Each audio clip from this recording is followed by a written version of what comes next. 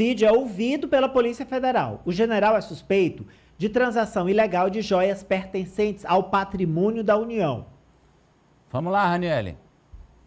Pois é, Amadeu, depoimento marcado para agora, às 14 horas, na Polícia Federal, aqui em Brasília. Mauro Lourena Cid, general da reserva do Exército, vai prestar esclarecimentos sobre o caso das joias da Arábia Saudita, que a gente explorou bastante.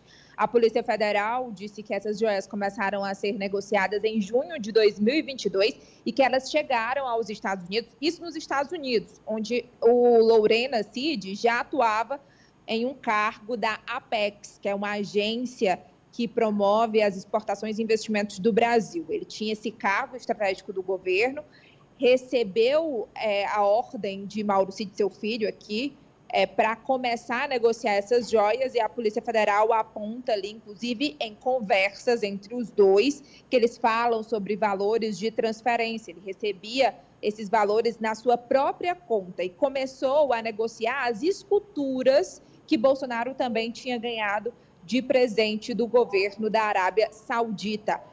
O Lourena Cid, ele foi ali encontrado pela Polícia Federal nesse caso a partir do reflexo de uma foto que ele tirou para negociar essas esculturas. E aí ele foi identificado e agora presta esse depoimento à Polícia Federal no âmbito dessas investigações, que era um bem da União, as joias sauditas, mas que estavam sendo negociadas. E elas chegaram aos Estados Unidos no mesmo voo que Bolsonaro fez no fim de 2022, quando deixou o país ainda como presidente e por lá ficou. Será que se Mauro Cid não tivesse se atrapalhado, não tivesse cometido mauricídio naquele áudio que a Veja revelou, o pai dele estaria agora sendo ouvido? Porque o processo estava em banho-maria, meio esquecido, né? Aí o Mauro Cid foi lá e estragou tudo. Raniele, vamos agora para o caso do deputado Chiquinho Brazão, que foi preso, a prisão dele mantida, preventiva pelo Supremo, mas é preciso que a Câmara ratifique. Exatamente, está na Constituição e no regimento interno da Câmara que os deputados precisam aprovar ou não essa prisão, manter ou não. E, como eu antecipei ontem, o trâmite, né, a expectativa era que fosse direto para cá, para o plenário da Câmara, mas não. Vai mesmo, primeiro pela Comissão de Constituição e Justiça, como é o trâmite normal, só pela urgência que poderia vir direto para cá. A presidente da comissão já tinha escolhido o relator, deputado Darcy de Matos, do PSD de Santa Catarina, e ele já protocolou o seu parecer favorável à manutenção da prisão do deputado federal Chiquinho Brazão, que agora está sem partido depois da decisão do União Brasil de expulsá-lo.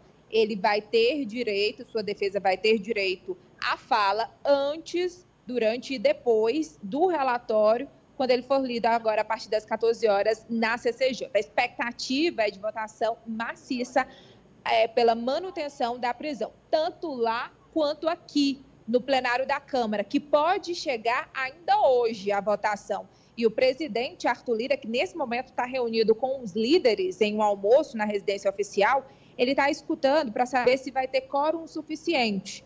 Caso não esteja presencial, Lira já está disposto a abrir o plenário virtual para os deputados que não estejam aqui na Câmara dos Deputados poderem fazer a votação. Precisa da maioria absoluta, ou seja, 257 deputados federais votando ali pela manutenção ou não, como eu falei, da prisão de Chiquinho Brazão, acusado de ser um dos mandantes do crime de Marielle Franco, que, Amadeu, só para registrar, agora há pouco terminou aqui a sessão em homenagem à vereadora e também ao motorista Anderson Gomes. E a Raniele ouviu o deputado Merlong Solano, que falou sobre o caso Chiquinho Brazão.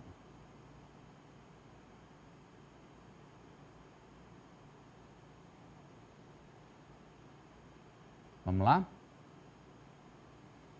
Deputado que disse que... Vamos lá.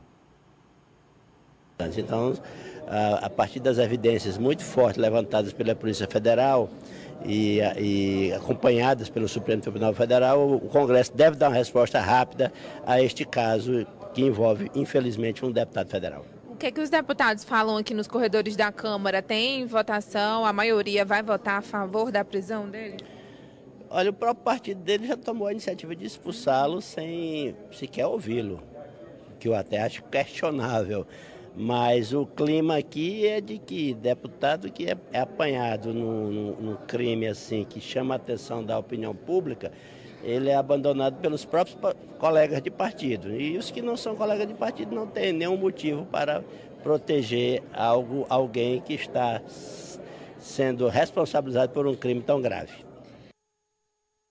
Vamos lá, eu quero saber de vocês. Uma coisa a Ranieri já trouxe, ele deverá continuar preso, quer dizer, o Congresso vai ratificar a prisão, mas ele será cassado, Apoliana? Amadeu, pelo menos tem que ser, né? Acho que diante dos fatos que já foram apresentados pela Polícia Federal no seu relatório que chegou às mãos do ministro Alexandre de Moraes determinando as medidas judiciais, acho que pelo menos o Congresso deveria encaminhar pela cassação do deputado. Cíntia. Vai ter essa situação aí, já foi até pré-anunciado, né, que alguns integrantes da bancada bolsonarista vão seguir defendendo ele. É um custo bem elevado, né, para defender o brasão a essa altura. França? Será, Amadeu? Eu acredito que a cassação dele vem mais rápido até do que a da ex-deputada Flor de Lis, que demorou 2 anos e 2 meses aproximadamente para que a cassação dela fosse aprovada pelos deputados. Então, no caso do brasão, com um caso de tamanha repercussão não só no Brasil, mas em âmbito internacional, eu acredito que essa cassação vem mais rápido do que a do caso Flor de Lis. Ari. Amadeu, é nessas horas que a gente vê que o Instituto do Foro Privilegiado, ele é um absurdo em alguns casos, porque ele mandou matar uma parlamentar, uma vereadora de uma das maiores capitais brasileiras, uma mulher que representava grande parte, uma parcela significativa da população carioca, uma mulher negra, que é um exemplo de superação. Ficou comprovado, né, que ele foi o mandante junto com seu irmão, conselheiro do Tribunal de Contas do Estado. E, assim, há uma discussão sobre se há clima dentro da Câmara para que a prisão dele seja mantida. Já nem está falando ainda em cassação de mandato. Quer dizer, mas e se o União Brasil não tivesse rejeitado, se ele fosse de um partido que tivesse saído em defesa dele, o próprio União Brasil, nem sei se essa prisão seria mantida pelos colegas. Vai ser mantida, como a Ranieri já explicou, com larga votação no plenário, porque ele foi abandonado à própria sorte pelo próprio partido do qual ele já estava de saída mesmo. É uma situação absurda, beira o... Não há palavras, né? Já era para ele ter sido, o Congresso já discutir a cassação dele, a perda do mandato, porque a manutenção da prisão, quer dizer, aventou-se que ele poderia ser solto, né? Ranieri, a tendência é entrega a prisão e empurra com a barriga a cassação?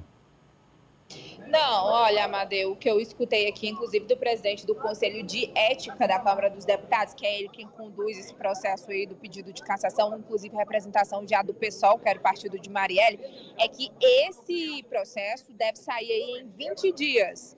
Em 20 dias, o deputado Leu Júnior, do União Brasil da Bahia, disse que quer sim levar ao Conselho de Ética e, pelo que eu entendi, aqui na Câmara dos Deputados, sim, que deve resultar em cassação.